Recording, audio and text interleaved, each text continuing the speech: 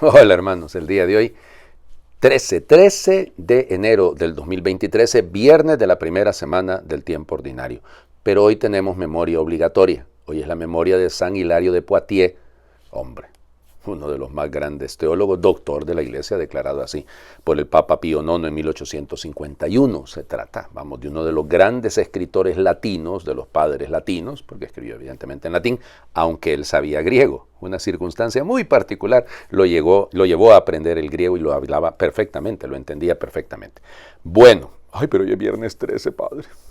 Bueno, tranquilos los que somos de América Latina, del mundo hispanoamericano, porque el viernes 13 es día de mala suerte para el mundo anglosajón. El día de mala suerte para nosotros es el martes 13, así que todo el mundo tranquilo. Las cosas ridículas que toca escuchar uno en la vida, ¿verdad? Bueno, vamos, San Hilario. Bueno, San Hilario, fíjense ustedes, él va a nacer en Poitiers, ¿de acuerdo? Y va a morir ahí. Nace alrededor del año 315, era de una familia pagana, pero que lo educó muy bien. La formación filosófica de Hilario es extraordinaria. Su nombre es simpático, ¿no? Porque se llama Hilario. Hilarious es precisamente la hilaridad, es la risa, ¿no? Entonces hagan de cuenta que es el que siempre sonríe, el que siempre está alegre, bueno, para que vean ustedes. Y resulta ser que él vivía en una crisis porque, fíjense, fue una persona recta completamente en su vida, fue una persona muy honesta, muy ética, lo diríamos hoy en día, ¿no? Se casó, sí, se casó y tenía una hija, y bueno, resulta ser que cuando muere el obispo de Poitiers, es interesante, lo eligen a él, le piden a él que sea él el obispo. Y entonces, eso estamos más o menos en el año 360, y entonces resulta ser que pues la esposa y la hija, que también eran buenas cristianas, se habían convertido. Él se convirtió, dicen, leyendo el Evangelio de San Juan, porque esa cuestión de tantos dioses no le iban, ¿verdad? Y entonces él se da cuenta leyendo el Evangelio de Juan del único Dios.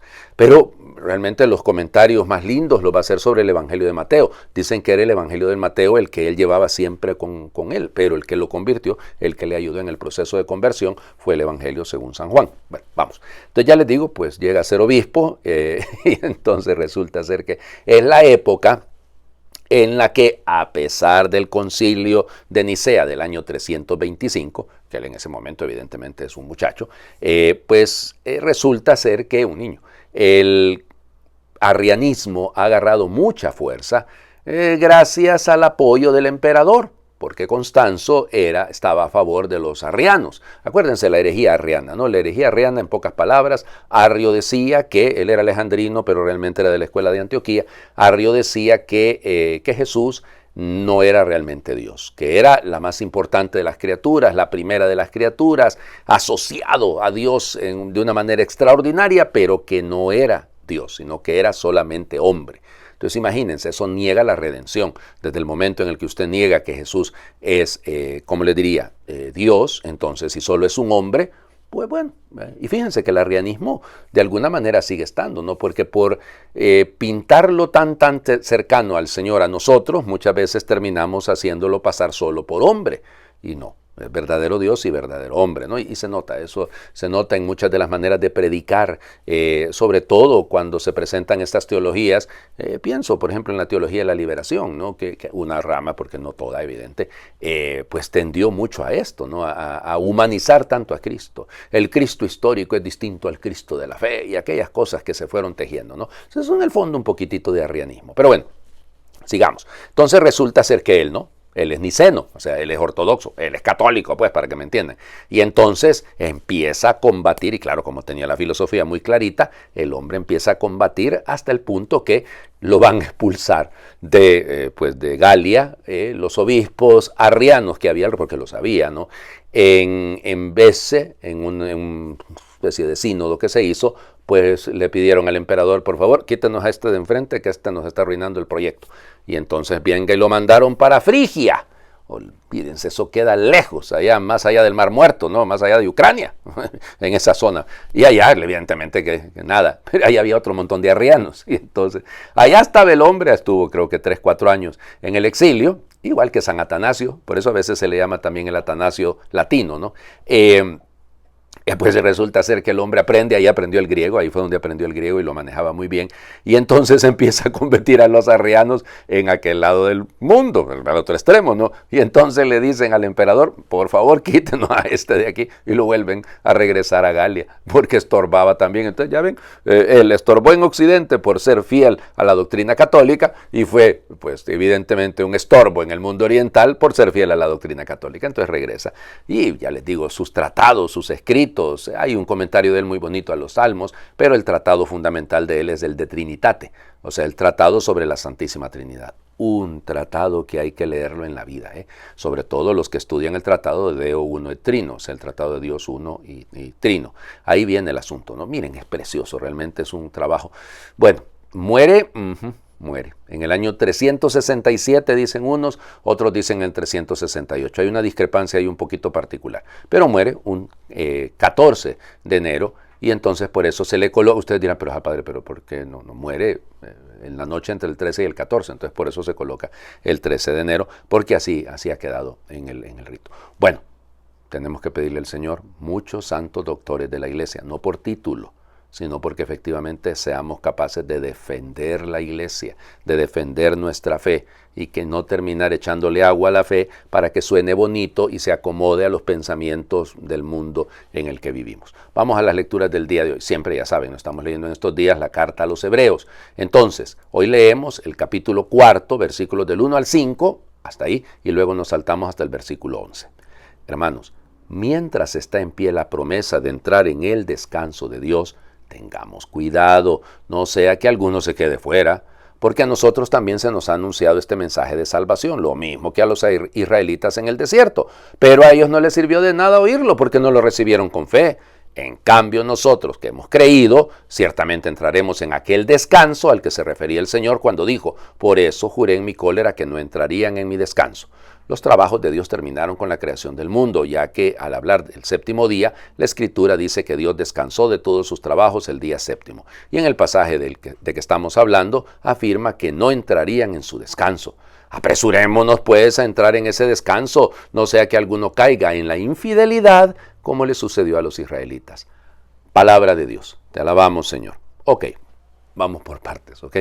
Fíjense cuánto se repite en tampoco versículos, no, la idea del descanso, el descanso. Ay, sí, padre, yo estoy de acuerdo, si ocupo vacaciones, yo también, oigan, pero no está ahí el tema, ¿no? No es el descanso en sentido de túmbese allá en una cama, túmbese en una poltrona, como se dice en italiano. No se trata de eso, allá con un control remoto haciendo zapping, ¿verdad? No, esa es otra cosa, ya que todos necesitamos descansar. Pero aquí estamos hablando el descanso como la entrada en Dios.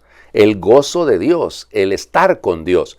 Claro, alguno dirá, padre, pero aquí hay un poco un error teológico, ¿verdad? ¿Cómo es que Dios ya terminó de trabajar? Si Dios sigue trabajando, mi Padre trabaja y yo también trabajo, dice el Señor Jesús en el Evangelio de Juan. Sí, aquí lo que evidentemente se está refiriendo es a esa vida eterna, a ese gozo de estar con el Señor, que lamentablemente se perdieron los israelitas. ¿Por qué? Porque no hicieron caso. ¿Por qué no? Porque aunque lo hayan oído, se perdieron ese descanso. Eso es lo que estamos viendo. Nosotros, ¿de acuerdo? Los que creemos, dice aquí, ellos no lo recibieron con fe. Nosotros los que creemos. Entonces fíjense, ¿cómo alcanzar a entrar a ese descanso? ¿Cómo no perdernos? No vaya a ser que alguno se quede echado fuera. No vaya a ser que alguno por infidelidad se lo pierda. La clave es la fe. La clave es la fe. Solo que lo va a desarrollar más adelante, evidentemente, el autor de la carta a los Hebreos. Vamos al Evangelio. Ay, uno de los milagros más preciosos del Señor Jesús. Este es antiarrianos, ¿eh? Ok. Bueno, Marcos capítulo 2, versículos del 1 al 12. Cuando Jesús volvió a Cafarnaúm, corrió la voz de que estaba en casa, y muy pronto se aglomeró tanta gente que ya no había sitio frente a la puerta. Mientras él enseñaba su doctrina, le quisieron presentar a un paralítico que iban cargando entre 4. Pero como no podían acercarse a Jesús por la cantidad de gente, quitaron parte del techo encima de donde estaba Jesús y por el agujero bajaron al enfermo en una camilla. Viendo Jesús la fe de aquellos hombres, le dijo al paralítico, hijo, tus pecados te quedan perdonados. Algunos escribas que estaban ahí sentados comenzaron a pensar, ¿por qué habla este así? Eso es una blasfemia. ¿Quién puede perdonar los pecados sino solo Dios? Conociendo Jesús lo que estaban pensando, les dijo, ¿por qué piensan así? ¿Qué es más fácil decirle al paralítico? tus pecados te son perdonados, o decirle, levántate, recoge tu camilla y vete a tu casa. Pues para que sepan que el Hijo del Hombre tiene poder en la tierra para perdonar los pecados, le dijo al paralítico, yo te lo mando, levántate, recoge tu camilla y vete a tu casa. El hombre se levantó inmediatamente, recogió su camilla y salió de allí a la vista de todos, que se quedaron atónitos y daban gloria a Dios diciendo, nunca habíamos visto cosa igual. Palabra del Señor. Gloria a ti, Señor Jesús. Yo siempre que leo este evangelio, bueno, no siempre, pero digo, ya de tanto estarlo predicando y de estarlo leyendo, ¿no? A mí me entra una duda. Alguien que me explique, ¿cómo es que primero no pudieron entrar y luego sí pudo salir el paralítico cargando su camilla bien tranquilo? O sea, explíquenme.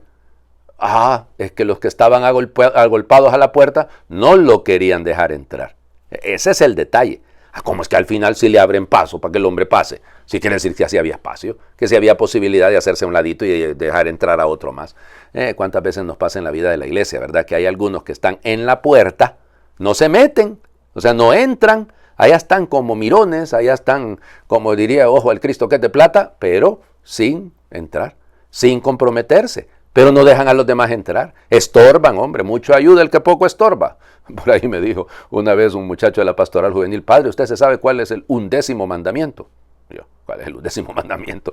No estorbarás. Bueno, a este hay que aplicárselo a estos muchachos que estaban en la puerta y que no dejaban pasar a nadie. Es que así es, me explico, estoy haciendo una analogía, ¿no? Pero piénsenlo, cuántas veces nos topamos con que no le permitimos a algunos, por nuestra manera de ser, por nuestra posición en la iglesia, por nuestro lugar que usamos en la iglesia o que ocupamos en la iglesia, valga la redundancia, no dejamos a los demás acercarse a Jesús. Ahí está. Estos hombres son ingeniosos. Por eso, viendo la fe de aquellos hombres, hablábamos de la fe más arriba con la primera lectura, ¿no? La belleza de el que cree realmente puede alcanzar el descanso de Dios. Porque para alcanzar el descanso de Dios hay que creer. Bueno, muy bien. Estos creyeron. Y fueron ingeniosos, ¿no? O sea, frente a un obstáculo, frente a la dificultad, no se amedrentaron, sino que buscaron la solución. Y aunque la solución pareciera extraordinaria, abrir un boquete en el techo y bajar sencillamente al paralítico. Por eso Jesús vio la fe. Vio la fe. Otra vez más, lo lindo de todo lo que se nos describe de Jesús. Jesús enseña, Él pues si permite que se acerquen a él otra vez, igual que el paralítico, igual que el leproso, el que se acerca a la suegra de Pedro para curarla de su fiebre, es decir, esta cercanía, es que el acercarse a Jesús es la clave. Y entonces este acercarse, Jesús que ve, Jesús que es capaz de también de decir, y Jesús que es capaz de perdonar. Aquí está, hijo. Qué interesante, ¿no? Y es que lo conocía, pues, cómo lo trata de esa manera, hijo.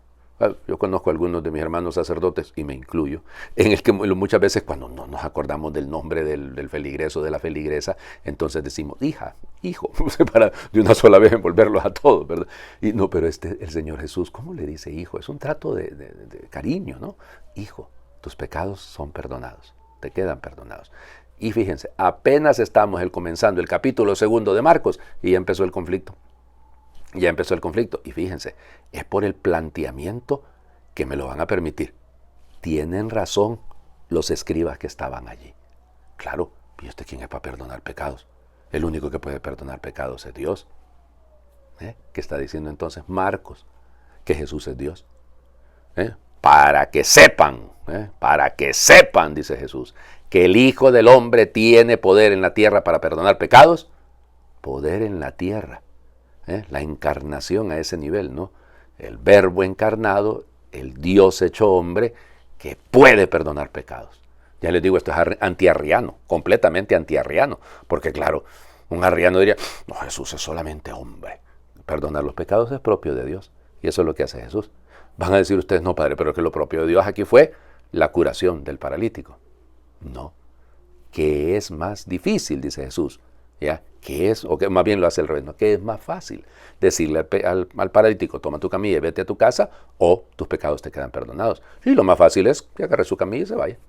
Así de sencillo. Hay que creer para alcanzar el descanso. Hay que creer pensando en los demás, porque aquellos 4 fueron creativos, demostraron su fe, no la confesaron en ningún momento. En ningún momento dijeron, yo creo, yo acepté a Cristo. No dicen eso. Sencillamente actúan amando y sirviendo. Les invito a hacer oración. Gracias, Señor y Dios nuestro, porque en el momento elegido por ti, tu palabra se hizo luz entre nosotros e iluminó a todos los hombres de buena voluntad. En el solemne momento de su investidura, siendo testigo Juan el Bautista, fue breve y conciso tu discurso. Es mi Hijo amado, escúchenlo. Y Jesús de Nazaret, ungido por tu Espíritu, proclamó buenas noticias para los pobres. De tu parte anunció la libertad para los oprimidos, abrió los ojos a los que no podían ver y nos comunicó a todos los humanos su mensaje de vida plena. Nos habló siempre en tu nombre.